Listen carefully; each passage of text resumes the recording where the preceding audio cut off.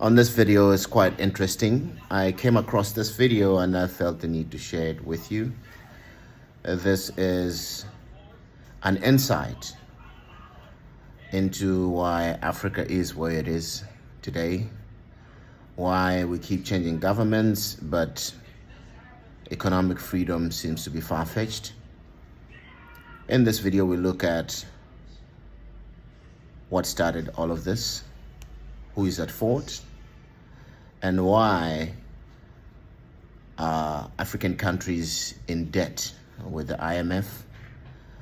And we delve deeper into how the IMF has successfully managed to keep African economies underdeveloped, deprived, and financially dependent on the West for their development, upkeep, and survival.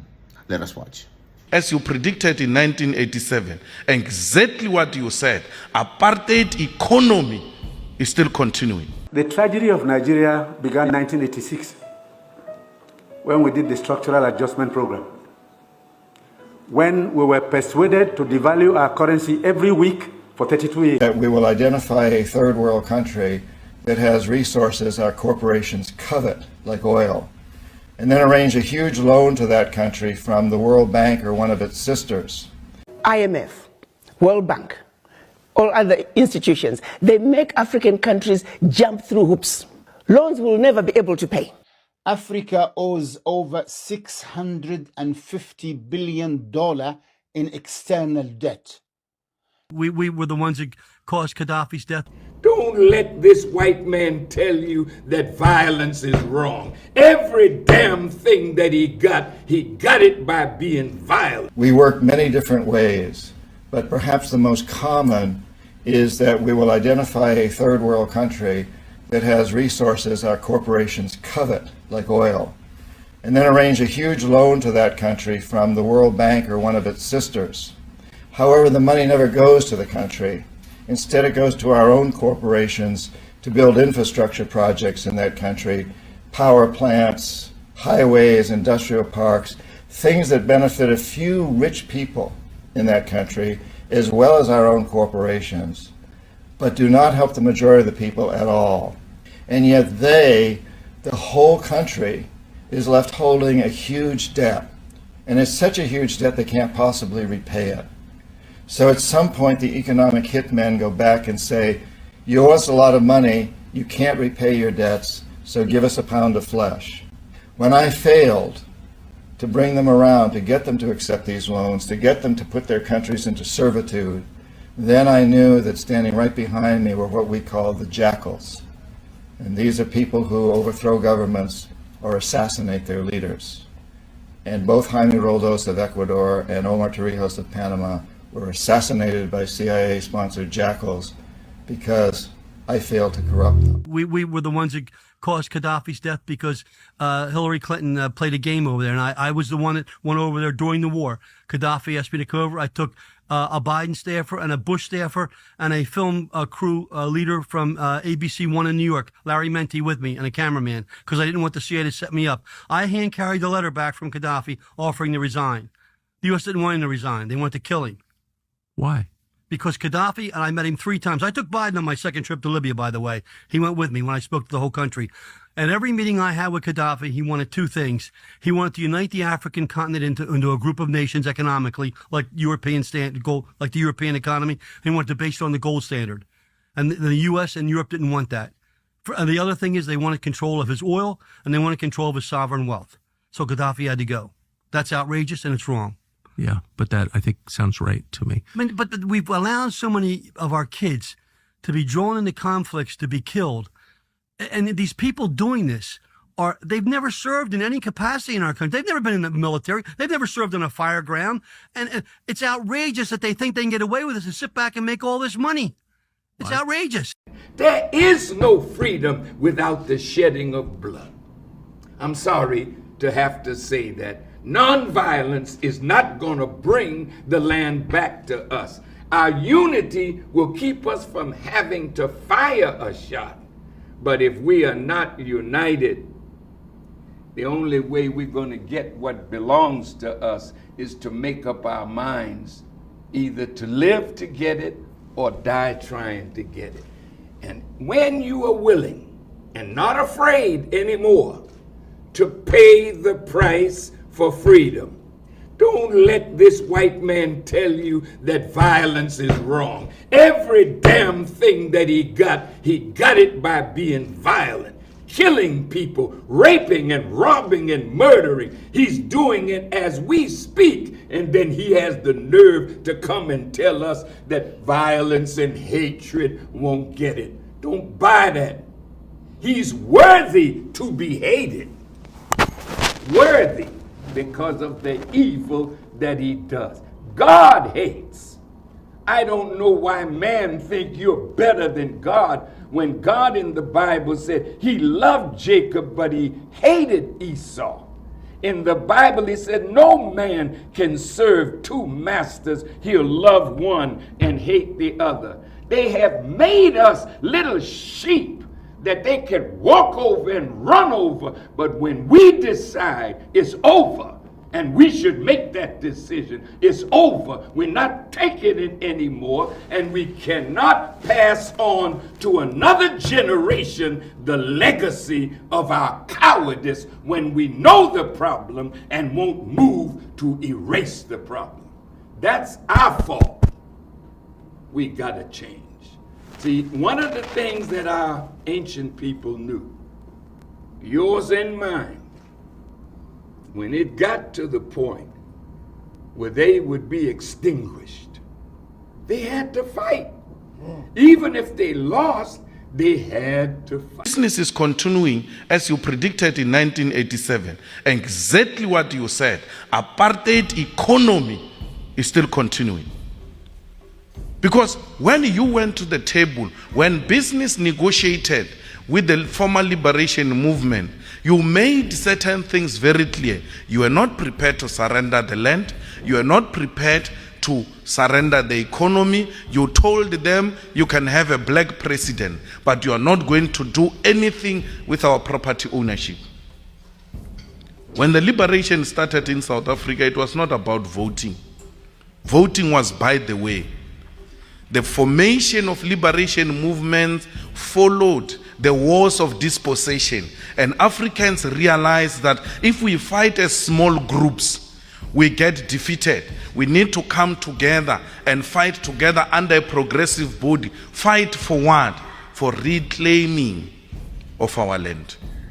So you can't tell us we gave you 1994, that's enough. That's not what we formed the liberation for.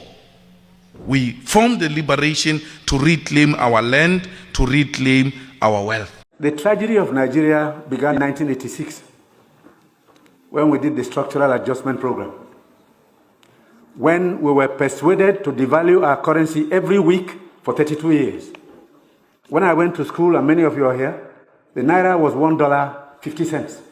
The naira was almost £1 They came here, persuaded some brilliant men from Harvard and the World Bank that weekly devaluation was wonderful. 32 years of devaluing your currency until we hit 527. And they were still telling us that the naira was still overvalued. That brought poverty, misery upon us. Then interest rates went to 30%. So nobody could build a factory, start a farm, produce anything, or create jobs. Because every time you bring in a shipload of rice, you also bring in a shipload of unemployment. Because you are transferring your wealth to sustain other economies. Somehow, Nigerians didn't notice it. So we became a nation of importers. Toothpicks. Each year it cost us $18 million. Importing toothpicks. Tomato paste, $400 million. IMF, World Bank, all other institutions, they make African countries jump through hoops. Loans will never be able to pay. The US, when they borrow money, they're getting it in 1.5, 1.9 interest rate. Africans, when they get the same amount of money, they're paying 9, 10%. The people who don't need a break, they get a break. The ones who need a break, they don't get a break. The sheer survival of the World Bank, IMF, is based on the fact that African countries and many other developing countries do not succeed. Their success is based on our failure. That has to change. And guess who can make that change? We, the children of Africa. I remember sitting beside Muammar Gaddafi as he denounced the CFA Franc. He called it a colonial leash disguised as money. Today, Mali, Burkina Faso, and Niger are cutting the leash. And I tell you from experience, this is the heart of our liberation. Gaddafi pushed for the African dinar. He called it the Afro, a gold-backed currency, a real plan, not just slogans. But the West destroyed Libya to kill that dream. The CFA Franc still chains 14 African countries to French banks. It means we work, they profit. We export, they dictate. You can't speak of independence while your economy runs on colonial relic. This new Sahel currency, it's not just numbers, it's war against centuries of extraction. And I have seen what it costs to fight that war. They will call you dictators. They will impose sanctions. They will assassinate you. But liberation does not come free. The SFR must fall. And when it does, it will be the first nail in the coffin of French Africa. Every devaluation of your currency is a devaluation of your life. Because your life is your currency. The value of your life, the standard of living you have, is the ability, it depends on what you can, your purchasing power.